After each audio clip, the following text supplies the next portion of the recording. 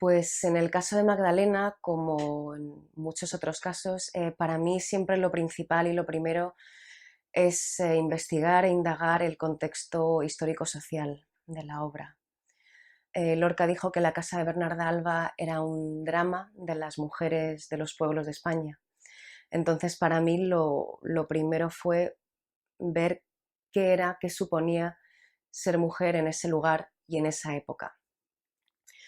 Salirme un poco de mi propia mentalidad, mis emociones, mi cuerpo y habitar la mentalidad, el corazón y el cuerpo de esta mujer en un pueblo de España rural a principios del siglo XX. Eso para mí es lo fundamental y la base sobre la cual empezar a construir ya aspectos más específicos de la personalidad.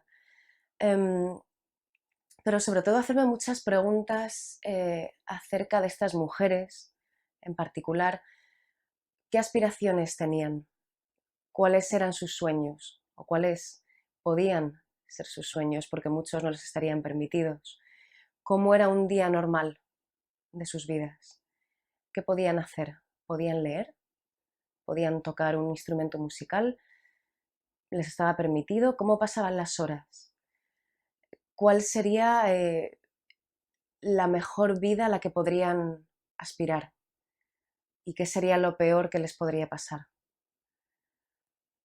Este tipo de preguntas que, si bien en un principio no aparecen, pero después a mí por lo menos me dan mucho que pensar, porque la frustración, el dolor, la falta de libertad en estas mujeres es muy grande y eso hay que verlo como no algo, digamos, ajeno, sino algo que era su día a día, el pan de cada día para ellas. Particularmente con Magdalena, ella, al contrario que Adela, que es la más joven y sí que tiene ilusión, sí tiene esperanza, Magdalena, al tener muy poquito dinero dejado en herencia, al ser también la segunda hija mayor, ha perdido completamente la esperanza, la ilusión de que su vida cambie. Entonces, es un personaje muy negativo, en el sentido de que no tiene ningún tipo de esperanza. Tiene además el dolor añadido de haber perdido a su padre, que era un poco su refugio. Y es un personaje bastante oscuro por, porque no tiene dónde agarrarse. Está completamente resignada y vive bajo el yugo de su madre, al igual que sus hermanas, sin ningún tipo de rebelión. Ella se ha conformado con este tipo de vida y se ha resignado. Entonces es también un proceso largo y complicado porque el rendirse a la oscuridad no es fácil. Yo creo que instintivamente las personas tendemos a querer salir a flote. Si nos estamos ahogando, tendemos a querer sacar la cabeza, a luchar, a nadar, tal y como lo haría Adela. En el caso de Magdalena es un... Sí, me estoy ahogando, pero pues me ahogo. Entonces el entrar en términos con eso es interesante. Además, ella se ve a sí misma con mucho humor, ella utiliza mucho el humor negro y lo utiliza también consigo misma. A ella le da igual tropezarse con un cordón del zapato que tenga suelto, le da igual caerse, porque peor suerte de la que tiene no va a tener. Entonces ella se ve a sí misma también con mucho cinismo, con mucha ironía, lo cual a la vez yo creo que hace un poco de salvavidas, porque entre tanta oscuridad, pues lo único que le queda un poco es reírse, entre comillas, de su situación y de la de sus hermanas.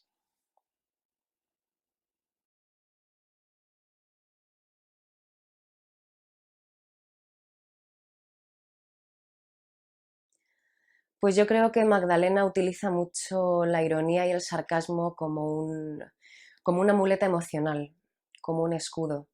A través de la ironía ella puede expresarse sin tener que ser directa o sincera sobre lo que siente, sobre lo que le pasa. Entonces es una persona que tiene tanto dolor, tanta frustración dentro que para mí la ironía que ella usa es una vía de escape que le ayuda a hacer su día a día más llevadero.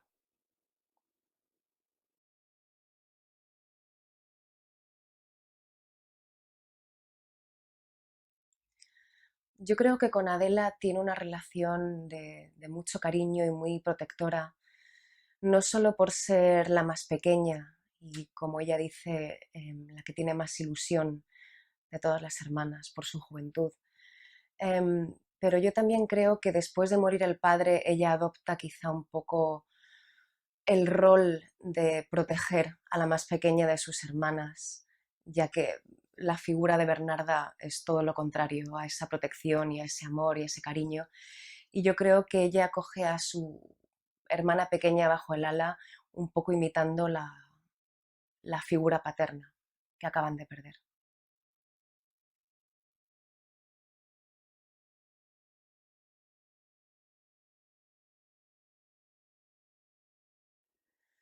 Pues al igual que en Yerma y que en Bodas de Sangre, en la casa de Bernarda Alba el tema central es la frustración de la mujer y su conflicto con la sociedad.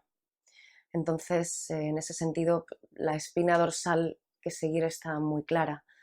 Hay una oposición entre la libertad, el instinto, el deseo, un choque frontal contra la autoridad, las normas sociales establecidas, la tradición. Entonces, la libertad estaría personificada por las 5 hermanas y por María Josefa, y en el otro bando tendríamos a Bernarda Alba, Poncia, las criadas y el resto de gentes del pueblo. La diferencia quizá en esta obra es que el conflicto se marca desde el principio. Con Yerma y Bodas de Sangre es más gradual la explosión, digamos, de esta lucha, y en Bernarda Alba desde el principio lo está sentando la madre. 8 años de luto, encerradas en la casa, así fue en casa de su padre y en casa de su abuelo. Entonces, desde un primer momento ya se está planteando el conflicto que las va a tener en esa lucha interna, unas luchando o manifestándolo más que otras y otras no, pero está muy claro desde un principio.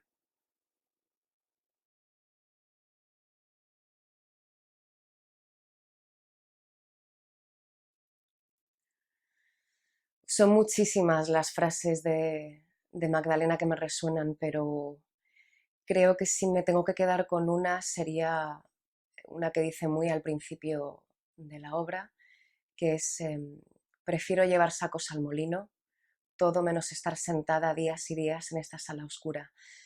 Ese para mí es el pequeño momento de rebelión de Magdalena, que luego a lo largo de la obra se va apagando y va haciéndose pequeña y una vez más, pues anulándose, digamos. Pero ese es su pequeño momento de lucha y de decirle las cosas claras a su madre como las piensa y sobre todo de manifestar su deseo de haber nacido hombre en lugar de mujer. Después lo que dice justo es malditas sean las mujeres. Entonces ese deseo de haber nacido hombre por el puro hecho de tener libertad y de poder salir al campo, aunque sea a trabajar, aunque sea a cargar sacos, a cavar el campo, dice muchísimo de toda la represión, toda la frustración y todo lo que aguantaban estas mujeres.